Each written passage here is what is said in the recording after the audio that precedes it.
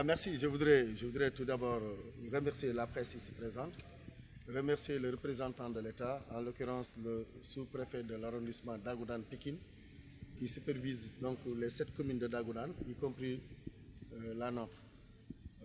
Remercier également les membres du comité communal, à leur tête l'honorable parlementaire Salamata Korera, qui est là à ma droite, et l'autre parlementaire qui nous a honoré de sa participation effective, Dieynaba Dieng, qui est le député de la diaspora, qui habite Pikine Nord, qui est une fierté également, et l'ensemble des autres membres, avec leur statut, avec leur rang et grade, membres du comité communal de Pikine Nord. Les féliciter, particulièrement Benno Bokk Yakaar, madame le député l'a dit, parce que tout simplement, compte tenu des réalités politiques, Benno Bokk Yakaar pouvait se braquer à l'entame pour véritablement s'aborder le travail de distribution des vivres que le président veut faire.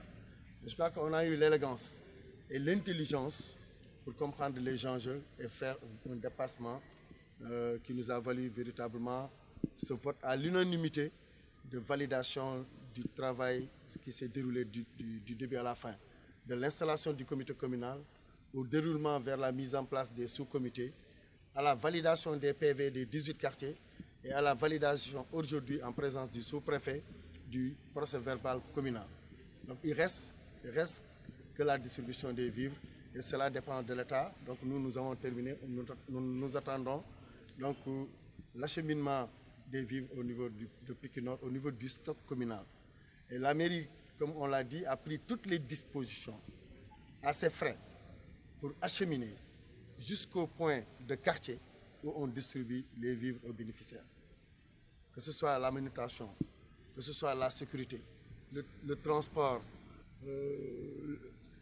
la prise en charge des gels, la prise en charge des masques, la prise en charge des appels téléphoniques pour appeler les bénéficiaires, la mairie a encadré tout ce processus-là avec le comité communal. Et nous avons organisé cela à travers l'élargissement à tous les acteurs. Et quand je dis tout, je parle de tout avec T majuscule. Si vous voulez même, on l'écrit à gras.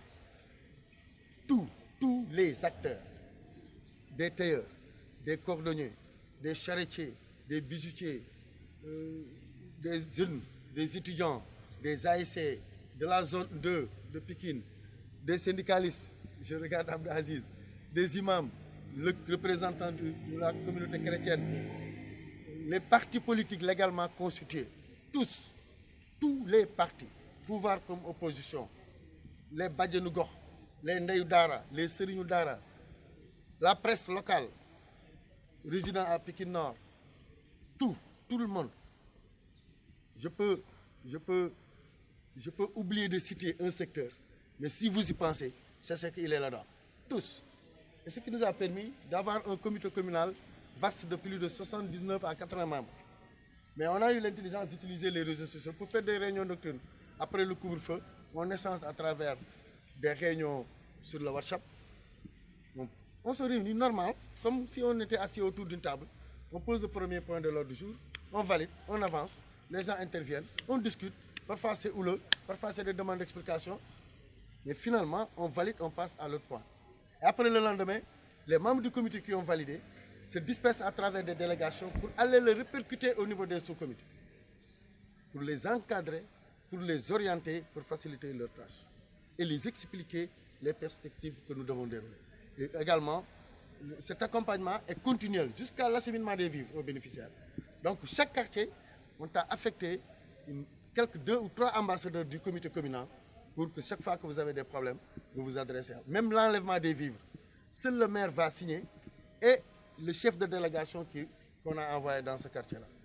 Donc parce que nous n'allons pas donner tous les vivres, tous les kits d'un quartier d'un seul coup. On le donne par convoi, par échéance. On te donne 50, on te demande de le livrer comme on te l'a demandé, en prenant les mesures barrières. On leur a donné 6 lots de gel de 500 millilitres.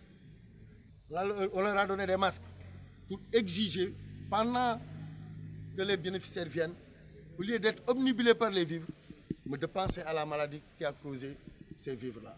C'est pourquoi ces mesures barrières seront respectées parce qu'on leur a donné donc, les dotations nécessaires. Qu'est-ce qui reste? L'acheminement. Là également, c'est la mairie qui leur achemine ça jusqu'au point qu'ils ont indiqué où se fait la distribution. Les bons seront exigés pour la première phase si vous voulez que ton deuxième lot vienne. Il faut que les émergements et les bons de chaque bénéficiaire qui a récupéré son kit retournent au niveau communal pour avoir le droit d'avoir la levée du lot suivant. Et si ça se termine progressivement, le contrôle se fait, les bons reviennent, le contrôle se fait, le bon revient et les bénéficiaires également viennent par séquence. Entre par exemple 9h et midi, c'est 15, maximum 15 personnes qui viennent.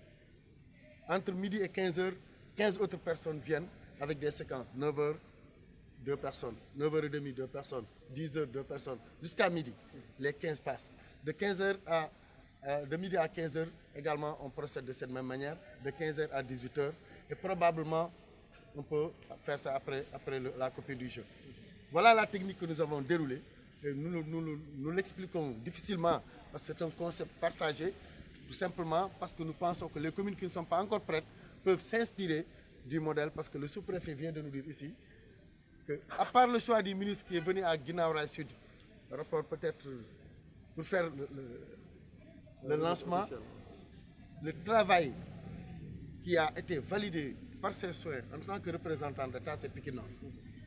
Ça veut dire n'eût été cette volonté de faire le lancement quelque part à Dagoudane, Pikine Nord serait la première commune par rapport au travail d'inclusion implicative et participative que nous avons coaché qui a abouti véritablement à ça. Et si nous l'avons réussi, il faut saluer la participation de Mme Salamata Kadra personnellement, des membres de sa coalition et de son parti, mais également des autres partis. Parce qu'à l'entame, si elle s'était braquée, peut-être ça allait influencer les autres. Mais elle a eu un esprit positif dès le début. Elle a compris que les gens sont ailleurs. Elle a compris également que c'est son président, le président Macky Sall, son président de parti, qui veut l'unité au niveau national. Donc il faut qu'elle travaille dans l'unité au niveau communal.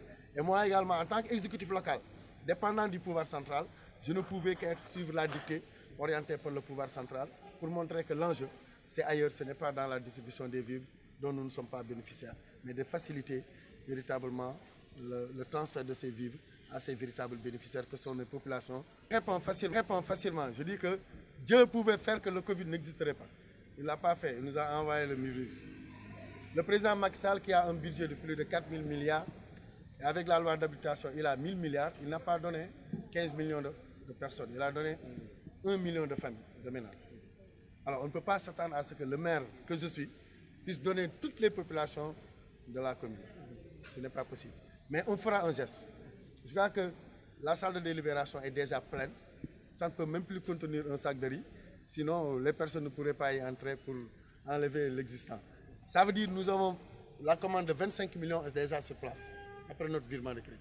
Et il y a un autre lot, parce que j'attends qu'on enlève l'existant pour pouvoir amener l'autre lot. Alors c'est un lot qui permettra, avec les ASC, à travers leurs subventions, avec la santé, avec les autres communautés, je leur donnerai leurs subventions en leur orientant par une loi d'habilitation, si vous permettez, parce que le président, par ordonnance, a permis au maire, par décision, de faire des orientations par rapport à l'exécution du budget. Et c'est ce que j'utiliserai pour dire au président d'ASC, je te donne ta subvention, mais je te demande de me livrer à valeur de 200 000 francs de masques. En commandant des masques au niveau des tailleurs de son ASC. Le tailleur qui est impacté va se voir dans la dotation.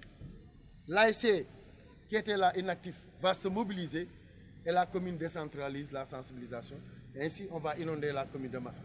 Et même l'autre partie, l'ASC peut prendre sur lui l'initiative d'acheter des vivres pour compléter. Mais la commune vraiment a commandé au moins 500 kits pour toute la commune. L'autre lot, ce sera aux environs de 8 millions. Peut-être ça va faire également 300 ou 400 kits. Je ferai le maximum. Le maire de la ville également, le lot qu'il m'a donné, je l'ai stocké pour l'ajouter à ce lot-là. Et nous allons lancer une commission de solidarité communale. Madame la députée, nous tous, la presse, nous comptons sur vous. Je peux vous informer un scoop. c'est votre collègue Fatou Warkha qui préside cette commission de communication pour la commission appel à contribution, commission solidarité. Et je viens de lui dire d'appeler les aisés, les CFB et autres, les Badoufal, pour pouvoir nous faire dérouler un plan de communication, pour qu'on puisse aller voir le député qui parle aux populations, comme le président de la République l'a fait. On a vu des gens participer, donner des chèques, donner des vivres au niveau national. Le président a appelé l'opposition, je l'ai fait et les gens sont venus. Il y a des donateurs au niveau national, il faut qu'il y ait des donateurs au niveau communal. Nous avons un marché, tous les marchés sont fermés. Mais le marché de Pikine Nord, pour les salaires que j'ai pris en charge, c'est 1,6 million et quelques. Les jeunes que j'ai payés ce mois-ci, qui se pointent devant les portes pour contrôler le lavage des mains avant et les masques par rapport à leur caractère obligatoire. C'est de l'investissement. Il faut que ces commerçants-là participent. Pourquoi pas des rouleaux de tissu? Ramagnan me faisait la proposition. Pourquoi pas les terres qui vendent des tissus de Pikine Nord ne peuvent pas prendre des lots de tissus et donner leur contribution? Mais il faut que la commission existe et va vers eux. D'accord? Le délégué général, notre père Diafareli, il faut qu'on le mette à l'exercice, qu'il parle aux délégués et les délégués parlent aux commerçants. Sinon, le marché risque d'être fermé. C'est une menace que je brandis comme ça en l'air. Alors, cette commission-là, nous comptons sur la presse pour aller prendre les autorités qui sont là, pour qu'ils fassent des appels. Allez vers